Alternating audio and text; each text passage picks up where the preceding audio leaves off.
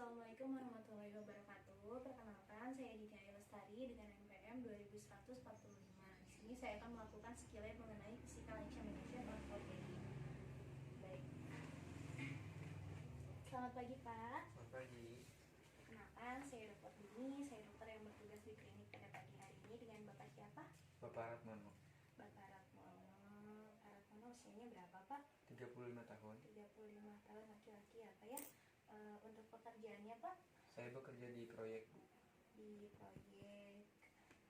Untuk tempat tinggalnya, Pak? Di Sampung Rancakiang, RT 3 RW 10.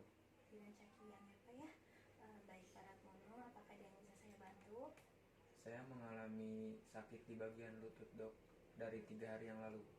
Oh, sakit di bagian lutut ya, Pak ya. Apakah ada nyeri juga tidak, Pak? Iya, ada. Nyeri bengkak. Bengkak juga ada. Bengkak juga ada. Lokasinya hanya di lutut saja ya, Pak ya. Iya. Lalu untuk durasinya atau lamanya ini? Baru 3 hari ini sih, Dok. 3 hari ya, Pak ya. Sebelumnya apakah ada Bapak untuk riwayat sebelumnya, apakah Bapak ada riwayat penyakit sebelumnya? Kalau penyakit belum ada sih, Dok. Belum ada ya, Pak ya. Apakah Bapak juga untuk sebelumnya ada trauma dari kecelakaan mungkin? Nggak ada juga. Oh, nggak ada ya, Pak ya. Lalu untuk nyeri lutut ini, apakah Bapak sebelumnya sudah melakukan pengobatan sendiri di rumah, Pak? Paling cuman pakai minyak urut aja, Dok. Oh, minyak urut saja ya, Pak ya. Baik, Pak, karena ini kan nyerinya tuh di lutut ya, Pak ya. Di sini saya akan melakukan pemeriksaan terhadap lutut Bapak, mungkin pada bagian kaki Bapak, mungkin pada pemeriksaan sedikit kurang nyaman ya, Pak ya. Tapi pemeriksaan ini harus tetap dilakukan. Supaya apa? Supaya saya dapat mendiagnosis dari keluhan yang Bapak sampaikan. Bagaimana, Pak? Apakah Bapak setuju? Ya, saya setuju.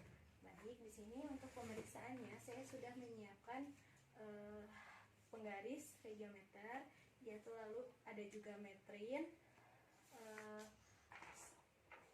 lembar pemeriksaan, dan di sini saya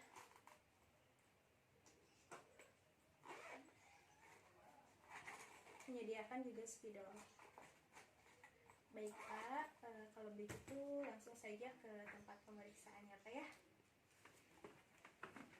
Baik, di sini saya akan melakukan yang pertama itu local examination. Di mana di local examination ini kita harus membandingkan sisi yang satu dengan sisi yang lainnya. Kita bisa lihat dari bagian luar permukaan kulitnya. Setelah itu kita bandingkan antara sisi kanan dan sisi kirinya. Lalu kita juga dapat melihat dari berbagai sudut, yaitu bisa dari anterior, posterior, medial, dan sebagainya. Lalu setelah itu kita melihat dari bentuknya juga, apakah adanya perubahan seperti pemendekan atau rotasi atau angulasi.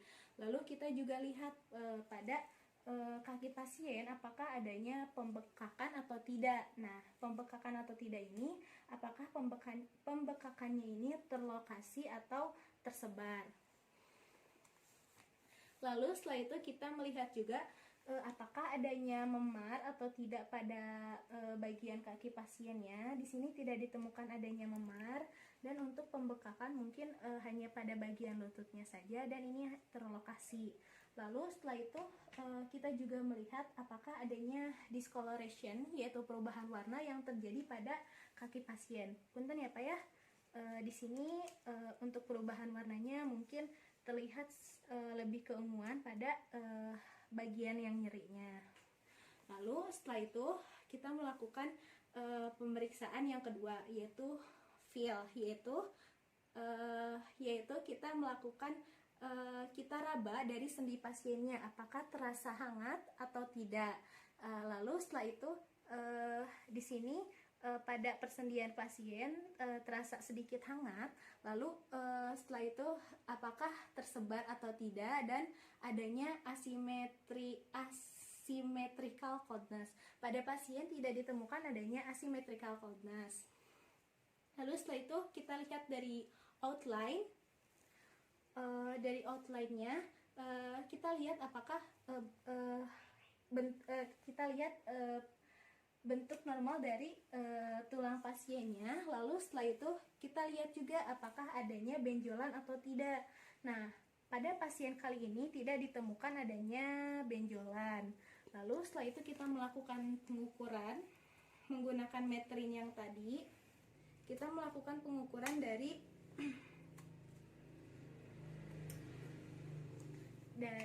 sias ke pergelangan kaki.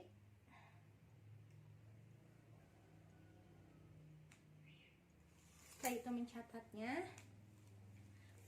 Dan kita juga melakukan pemeriksaan dari umbilikal ke pergelangan kaki. Jika ditemukan selisih lebih dari 1 cm maka dikatakan positif. Nah, selanjutnya kita melakukan pemeriksaan muscle wasting, yaitu kita lihat apakah ada atau tidaknya gerakan atau tidak bisanya gerakan pada kaki pasien yang dikarenakan ototnya ini terkena. Lalu setelah itu kita melakukan pemeriksaan capillary refill time, di mana pemeriksaan capillary refill time ini kita meraba atau palpasi pada bagian denyut dari bagian distal tungkai. Bisa dari dorsal pedialis, tibialis posterior, dan popliteal pada bagian dengan sisi kontra dan lateralnya. Lalu setelah itu kita lihat juga kepekaannya, apakah peka terhadap rangsangan kasar, sentuhan kasar, sentuhan halus, nyeri, dan lain-lain. Setelah itu kita bandingkan pada bagian kaki yang kanan dan juga pada bagian kaki yang kiri.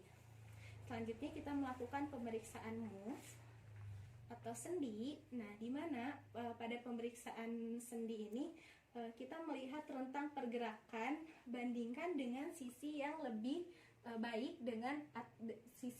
baik dan sisi yang satunya lagi, atau bisa juga kedua sisi. Kita lihat pada hip joint-nya, pada rotasi bilateral, fleksi, perpanjangan, pemendekan, penambahan, dan lain sebagainya. Setelah itu kita juga lihat dari gerakan REOM-nya, apakah adanya nyeri pada pasien. Setelah itu kita juga melihat dari sendi lutut pasien, apakah adanya fleksibilitas, bisa melakukan fleksibilitas atau ekstensi. Nah, selanjutnya kita juga lihat dari pergelangan kaki pasiennya, apakah bisa melakukan dorsifleksi, plantar fleksi, inversi, dan eversi. Nah, selanjutnya di sini kita lihat pada pergerakan bidangnya, apakah abnormal atau tidak, dan tentukan lokasinya.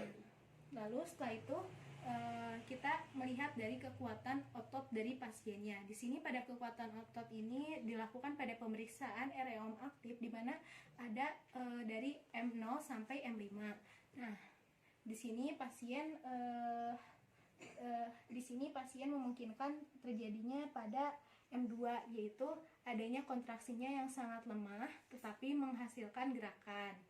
Nah, lalu yang terakhir, dokumentasi. Pada dokumentasi ini hal yang harus diperhatikan yaitu nama, tanggal dan waktu, hasil pemeriksaan, diagnosis, dan respon pasien terhadap prosedurnya. Setelah itu nama dokter yang bertanggung jawabnya. Mungkin